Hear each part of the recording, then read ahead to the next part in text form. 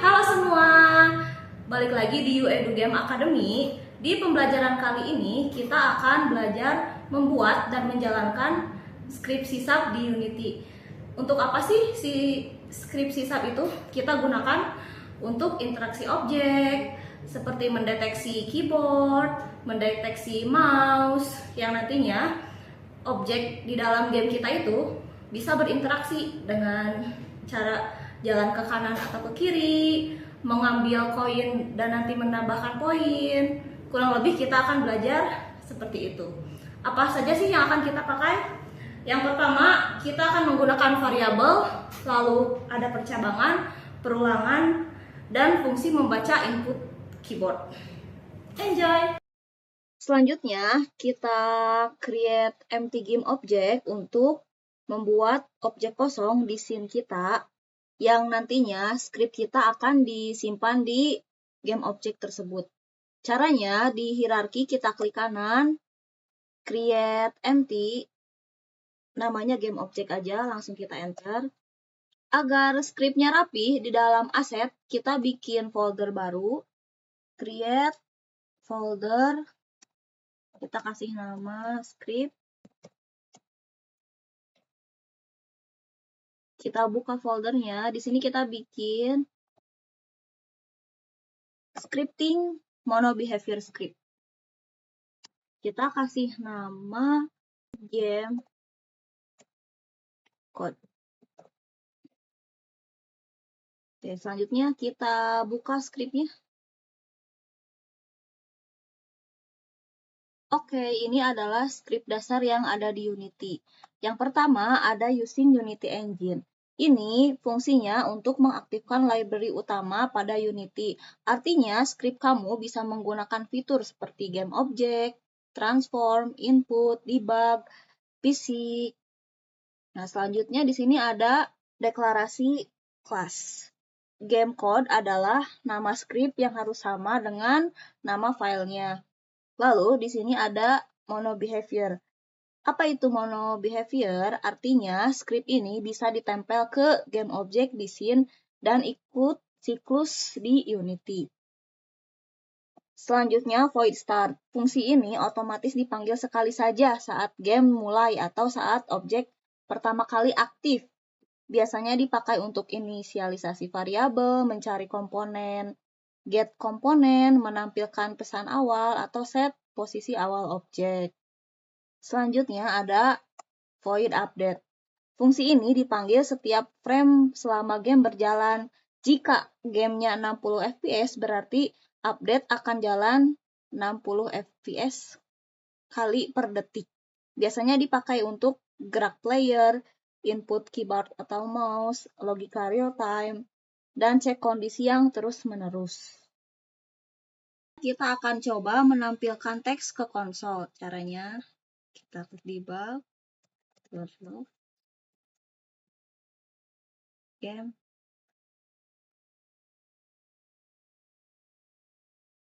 Kita save, lalu kita munculin lagi di Unity-nya.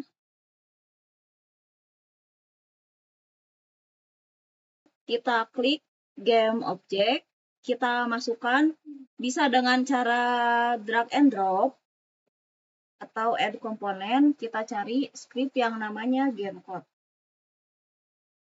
Lalu kita jalankan. Setelah di-play, kita coba buka konsolnya dan ya berhasil. Kita berhasil menampilkan game start di dalam konsol. Oh ya, pastikan sebelum kalian mengubah script, mengubah komponen, atau memasukkan sesuatu di hierarki, pastikan kalian stop dulu.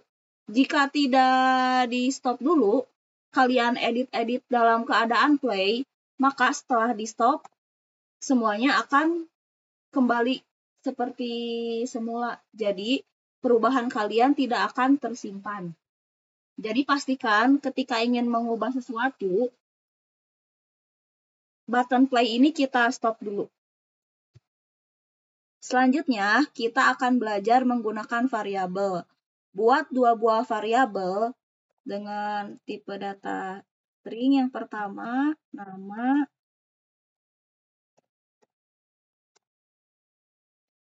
Yang kedua, kita buat tipe datanya integer.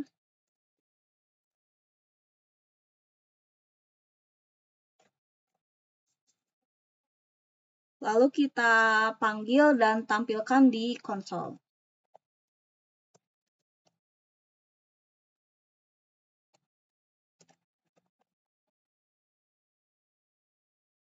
Nama, lalu kita panggil variabel nama. Kita save. Kita coba cek lagi di konsol.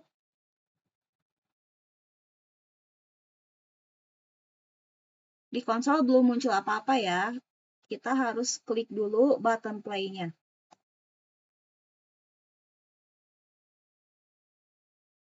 Nah, muncul kan nama Yuedu, umurnya 17. Oke, kita stop.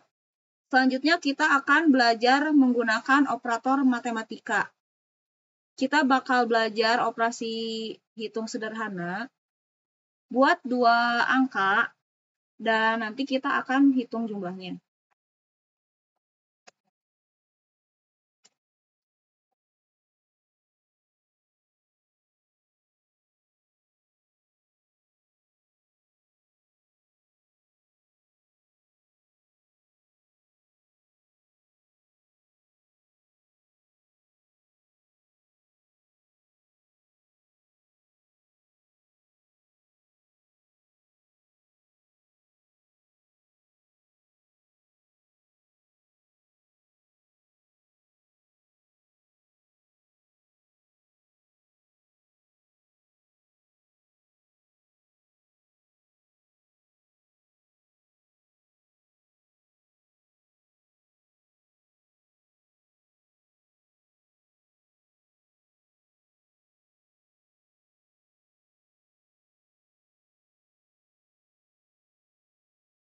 Kita save.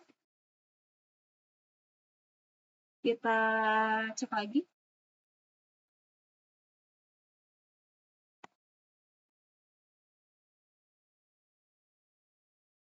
Oke, muncul. Betul ya, kita akan belajar percabangan if dan else.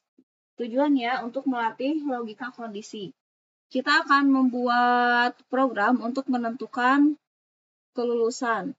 Jika nilainya 80, akan muncul lulus. Jika nilainya di bawah 75, kondisinya tidak lulus. Oke. Kita hapus, kita bikin lagi. Ini nilai 80.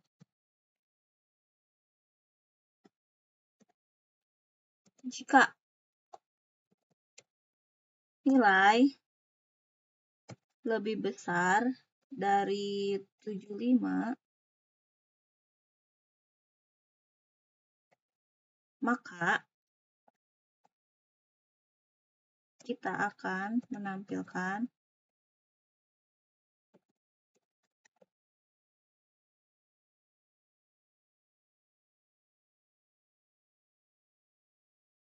lulus.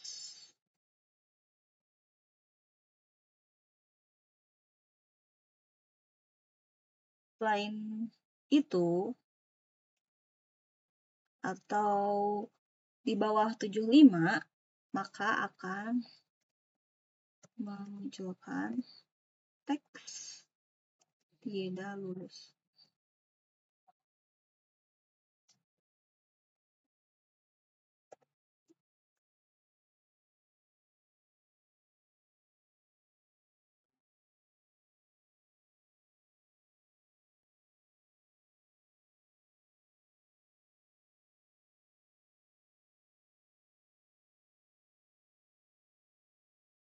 Hasilnya lulus ya, karena 80 lebih besar dari 75.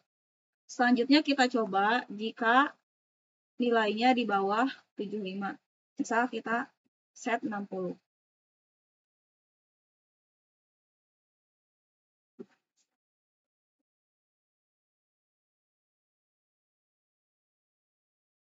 maka kondisinya akan berubah menjadi tidak lulus.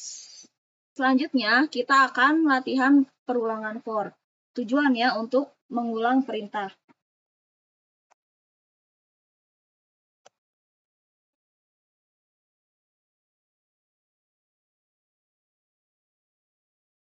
Kita akan menampilkan angka dari 1 sampai 5.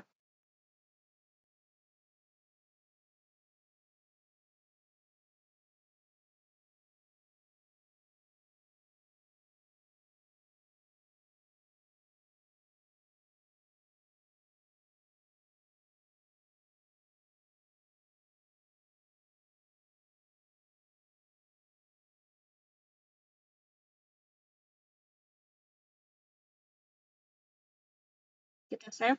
Kita membuat variabel namanya i, nilainya mulai dari 1. Ini syarat perulangannya. Selama i masih kurang sama dengan 5, maka loop akan terus berjalan. Kalau sudah lebih dari 5, looping akan berhenti. Lalu di sini ada i++. Artinya nilai i bertambah 1 setiap loop berjalan, jadi naik dari angka 1, 2, 3, 4, 5. Oke, kita save. Lalu kita buka di Unity.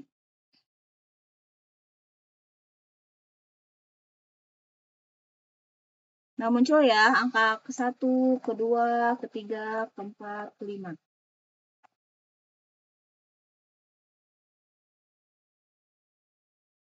Oke, selanjutnya kita akan belajar perulangan while. Kita bikin lagi variabel i sama dengan 1. While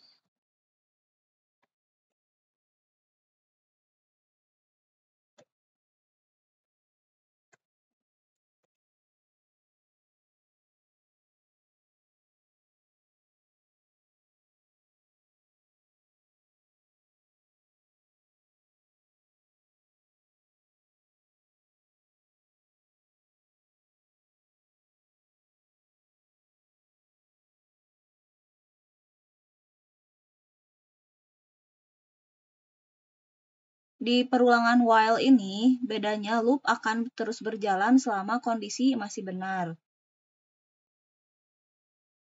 Yang pertama, kita membuat variabel i dan kita beri nilai awalnya 1.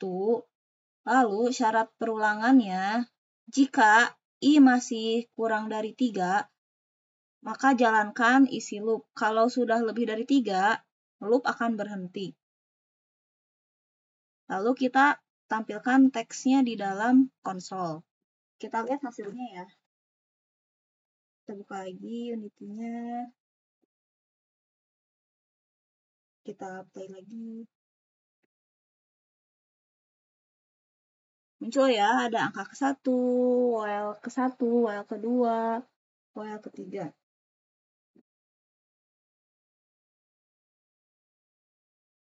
Oke, kita hapus lagi. Selanjutnya kita akan belajar fungsi atau metode. Kita udah punya 2 fungsi bawaan start dan update. Contoh kita mau bikin fungsi sendiri nih. Di bawah fungsi update,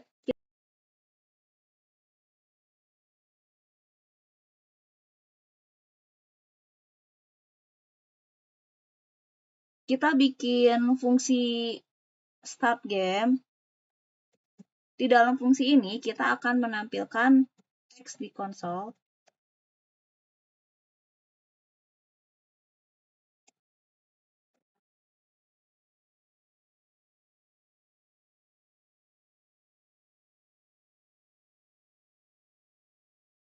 Lalu kita akan memanggil fungsi start game ini di dalam void start agar dijalankan. Caranya gimana? Kita panggil start game.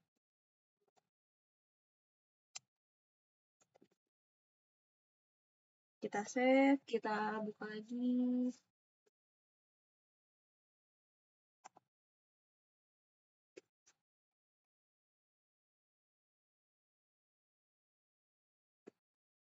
Berhasil ya, kita memunculkan game start. Oke, kita udah berhasil membuat fungsi sendiri yang bernama start game. Lalu kita panggil fungsi tersebut di dalam fungsi start. Selanjutnya, kita akan latihan input keyboard. Untuk apa? Tujuannya untuk mendeteksi input keyboard dan menampilkan di konsol. Jadi, ketika kita main game, kita butuh mouse atau keyboard kan? Nah, untuk mendeteksinya, ada caranya. Ya, kita hapus dulu fungsi yang udah kita buat.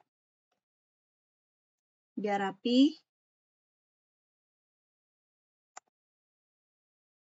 Yang pertama, kita akan deteksi tombol ditekan sekali menggunakan get key down. Sekarang kita codingnya di dalam fungsi update. Jika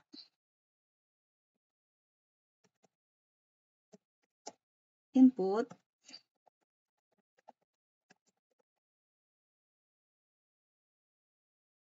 get key down. Oke, code-nya kita pakai space atau spasi.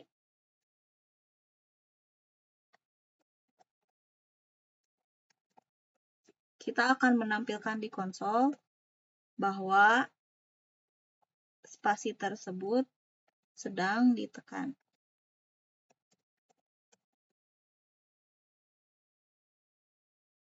Kita save.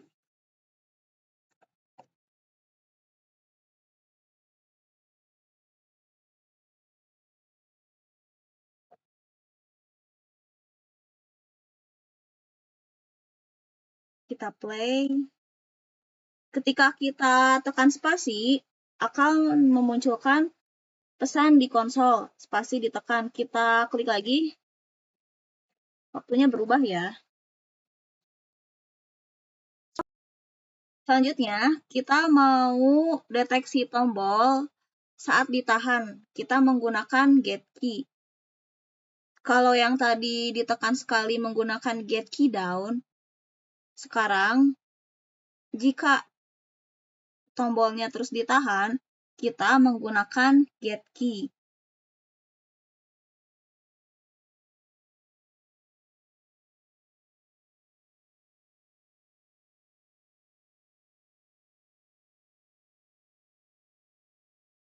Contohnya kita menggunakan tombol W.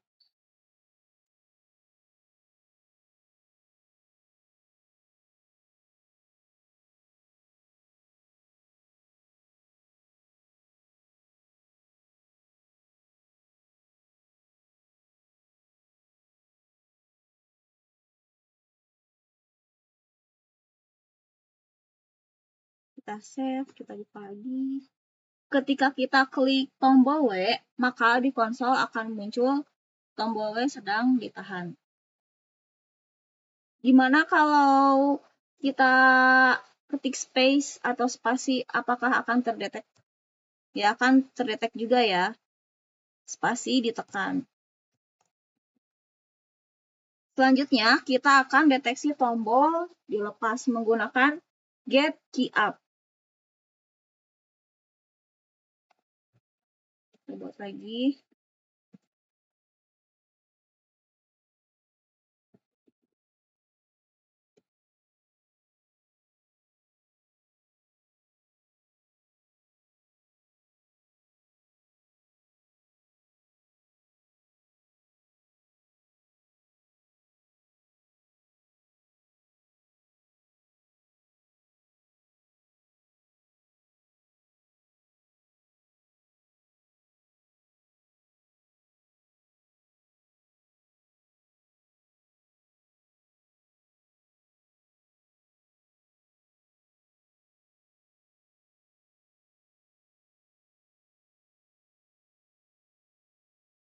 Oke, lalu kita klik tombol A dan dilepas. Jadi ketika kita klik tombol A, lalu tombol A-nya dilepas, maka akan terdetek dan muncul di konsol tombol A dilepas. Oke, kita sudah berhasil mendeteksi input keyboard. Oke, selanjutnya kita kasih komen dulu. Ini untuk mendeteksi keyboard.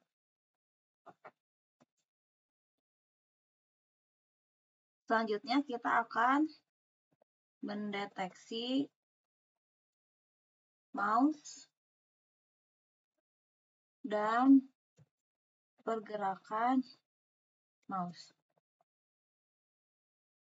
Yang pertama, kita akan coba klik mouse kiri dan klik mouse kanan.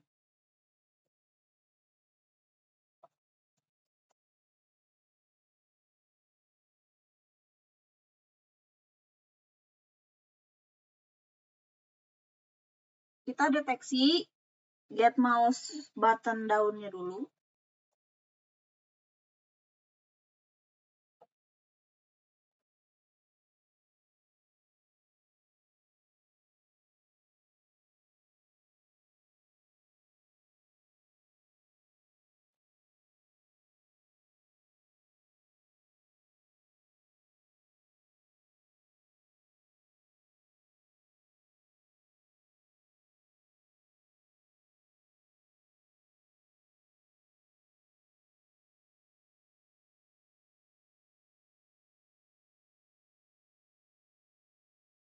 Selanjutnya, setelah kita deteksi mouse yang kiri, kita akan deteksi mouse yang kanan.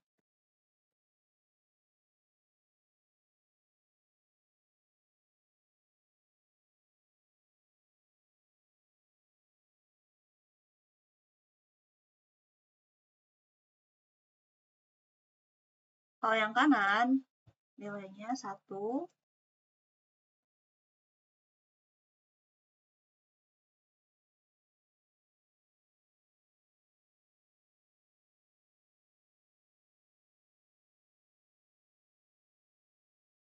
Kita jalankan.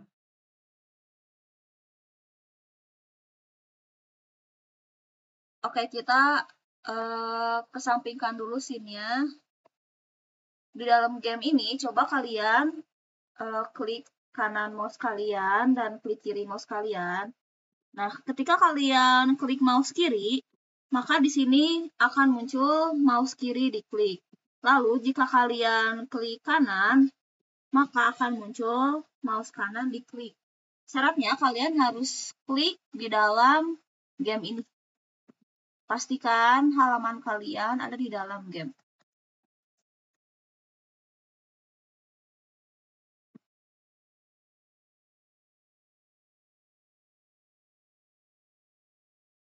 Oke, selanjutnya kita akan mendeteksi posisi mouse.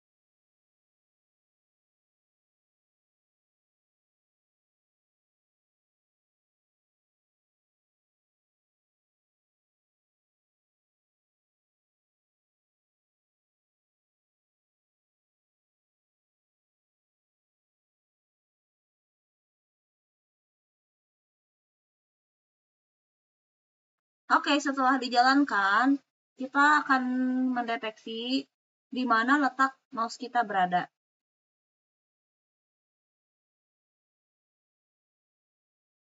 Sumbu X nilainya berapa, sumbu Y nilainya berapa, sumbu Z nilainya berapa.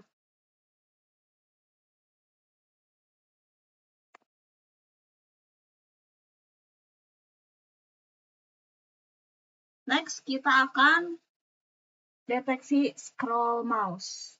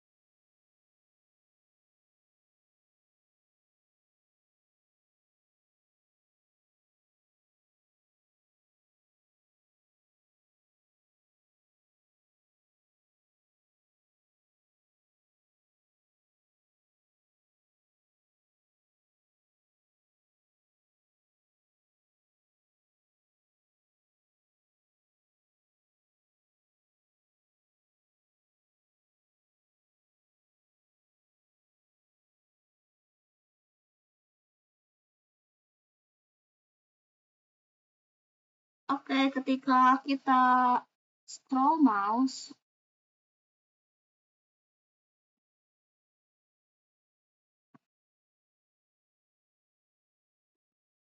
kita matikan dulu deteksi posisi mouse-nya.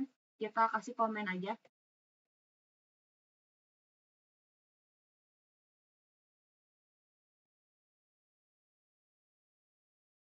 Ketika kita scroll mouse-nya, maka akan muncul di konsol. Oke, di posisi mouse, di sini input dot mouse itu mengambil koordinat kursor di layar, terus nilainya berupa vektor 3. Vektor 3 itu apa aja? Nilainya X, Y, dan Z. X adalah posisi horizontal atau posisi dari kiri ke kanan. Posisi Y adalah posisi vertikal yang dari bawah ke atas. Dan Z biasanya 0. Tidak dipakai karena kita menggunakan game 2D. Contoh misal kalau kita muncul 500, 300, itu artinya 500 pixel di kiri dan 300 pixel di kanan bawah layar. Oke, selanjutnya di sini ada scroll mouse. Di sini ada input mouse scroll delta dot y. Itu tuh apa? Itu adalah membaca gerakan roda pada scroll mouse. Nilainya misal positif. Tadi waktu kita jalanin ada nilai positif dan negatifnya kan?